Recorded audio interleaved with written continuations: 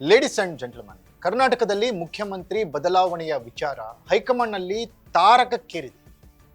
ಗಲಾಟೆ ಹೈಕಮಾಂಡ್ನ ಬಣಗಳ ನಡುವೆಯೂ ಈ ಕಿತ್ತಾಟವನ್ನು ತಂದಿಟ್ಟಿದೆ.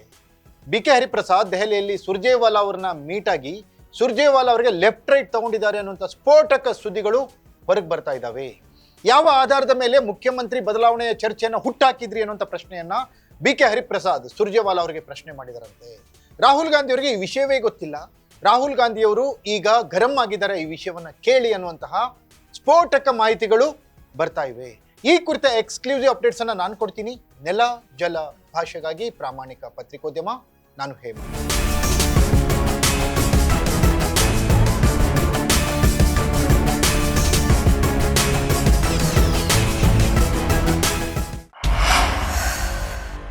ಎಸ್ ವೀಕ್ಷಕರೇ, ಕರ್ನಾಟಕದಲ್ಲಿ ಕ್ರಾಂತಿ ಶುರುವಾಗುತ್ತೆ ಅಂತ ರಾಜಣ್ಣ ಹೇಳಿದ ಮೇಲೆ ಒಂದು ರೀತಿ ಕ್ರಾಂತಿನೂ ಇಲ್ಲ ಭ್ರಾಂತಿನೂ ಇಲ್ಲ ಅಂತ ಹೇಳಿಬಿಟ್ಟು ಸಿದ್ದರಾಮಯ್ಯನವರು ರಿಯಾಕ್ಟ್ ಮಾಡಿದ್ರು. ಆದರೆ DK ಶಿವಕುಮಾರ್ ನ್ಯಾಷನಲ್ ಮೀಡಿಯಾಗೆ ಕೊಟ್ಟಿರೋ ಸಂದರ್ಶನದಲ್ಲಿ ಒಂದು ಅಗ್ರಿಮೆಂಟ್ ಆಗಿದೆ, 2.5 ವರ್ಷಗಳ ಅವಧಿಯ ನಂತರ ಮುಖ್ಯಮಂತ್ರಿ ಆಗ್ತೀನಿ ನಾನು ಅನ್ನುವಂಥದ್ದನ್ನು ಬಹಿರಂಗಪಡಿಸಿದ್ರು. ಅದಾದಮೇಲೆ ಕರ್ನಾಟಕದಲ್ಲಿ ಮುಖ್ಯಮಂತ್ರಿ ಹುದ್ದೆಯ ಬದಲಾವಣೆಯ ಬಗ್ಗೆ ವ್ಯಾಪಕ ಚರ್ಚೆಗಳು ಪ್ರಾರಂಭವಾದವು.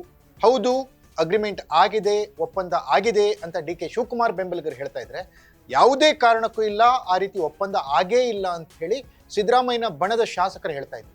ಸಿದ್ದರಾಮಯ್ಯನವರು ಕೂಡ ಇದಕ್ಕೆ ರಿಯಾಕ್ಟ್ ಮಾಡ್ತಾ ಇದ್ರು. 5 ವರ್ಷ ನಾನೇ ಮುಖ್ಯಮಂತ್ರಿ ಅನ್ನೋದನ್ನ ಹೇಳ್ತಾ ಇದ್ರು. ಅದಾದ್ಮೇಲೆ ಯಾವಾಗ ಚರ್ಚೆಗಳು ತುಂಬಾ ದೊಡ್ಡ ಮಟ್ಟದಲ್ಲಿ ಶುರುವಾಯಿತು, ಆವಾಗ ಹೈಕಮಾಂಡ್ ಹೇಳ್ದಂಗೆ ನಾನು ಕೇಳ್ತೀನಿ ಅನ್ನುವಂಥ ಮಾತನ್ನು ಕೂಡ ಸಿದ್ದರಾಮಯ್ಯ ಹೇಳಿದ್ರು. ಆದರೆ ಪರಿಸ್ಥಿತಿ ಭಿನ್ನವಾಗಿತ್ತು.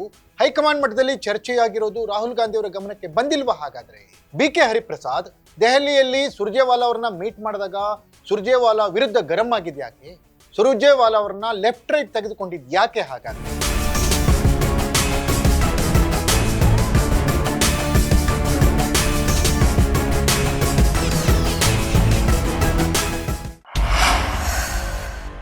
ಎಸ್ ವೀಕ್ಷಕರೇ, ಈ ಮುಖ್ಯಮಂತ್ರಿ ಬದಲಾವಣೆ ವಿಚಾರದಲ್ಲಿ DK ಶಿವಕುಮಾರ್ ಹಾಗೂ ಅವರ ಸಹೋದರ DK ಸುರೇಶ್ ದೆಹಲಿಯಲ್ಲಿ ಹೋಗಿ ಬೀಡ್ಬಿಟ್ಟಿದ್ರು 4 ದಿನ.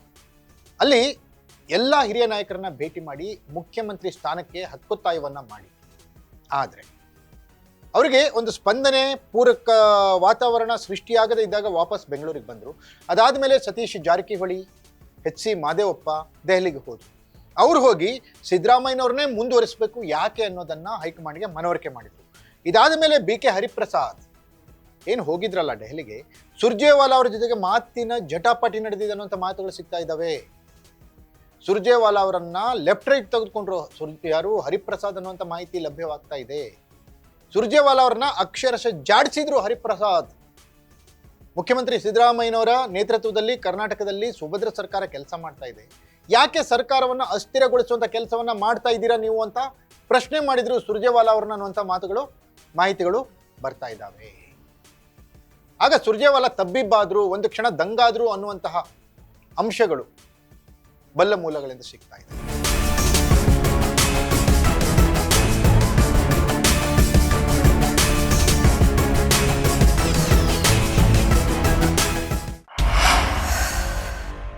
ಎಸ್ ವೀಕ್ಷಕರೇ, ಒಂದು ಕಡೆ ಮುಖ್ಯಮಂತ್ರಿ ಬದಲಾವಣೆ ಆಗಲೇಬೇಕು ಅಂತ ಹಠಕ್ಕೆ ಬಿದ್ದಿರುವಂಥ DK ಶಿವಕುಮಾರ್, ಮತ್ತೊಂದು ಕಡೆ ಯಾವುದೇ ಕಾರಣಕ್ಕೂ ಮುಖ್ಯಮಂತ್ರಿ ಹುದ್ದೆಯನ್ನು ಬಿಟ್ಟು ಕೊಡಲ್ಲ ಅಂತ ಕೂತಿರುವಂಥ ಸಿದ್ದರಾಮಯ್ಯ, ಇವರಿಬ್ಬರ ಬಣಗಳ ನಡುವಿನ ತಿಕ್ಕಾಟ. ಈ ತಿಕ್ಕಾಟದ ನಡುವೆ ಹೈಕಮಾಂಡ್ಗೆ ಪೀಕಲಾಟ. DK ಶಿವಕುಮಾರ್ ಬಣದ ಶಾಸಕರು DK ಶಿವಕುಮಾರ್ ಮುಖ್ಯಮಂತ್ರಿ ಆಗ್ತಾರೆ ಅಂತ ದಿನಾಂಕಗಳನ್ನು ನಿಗದಿಪಡಿಸ್ತಾ ಇದ್ದಾರೆ. ಆದರೆ ಸಿದ್ದರಾಮಯ್ಯ ಬಣದ ಶಾಸಕರು, ನಾಯಕರು ಯಾವುದೇ ಕಾರಣಕ್ಕೂ ಮುಖ್ಯಮಂತ್ರಿಯಾಗಿ ಸಿದ್ದರಾಮಯ್ಯನವರೇ ಮುಂದುವರಿಬೇಕು ಅಂತ ಹೇಳಿ ತಮ್ಮ ಅಹವಾಲನ್ನು ಸಲ್ಲಿಸ್ತಾ ಇದ್ದಾರೆ. ಇದು ಯಾವ ರೀತಿ ಟರ್ನ್ ತೆಗೆದುಕೊಳ್ಳುತ್ತೆ ಕಾದು ನೋಡಬೇಕಿದೆ. ಇದಾಗಿತ್ತು ಎಕ್ಸ್ಕ್ಲೂಸಿವ್ ಸ್ಟೋರಿ. ನೆಲ ಜಲ ಭಾಷೆಗಾಗಿ ನೋಡ್ತಾ ಇರಿ ಫೋಕಸ್ ಟಿವಿ.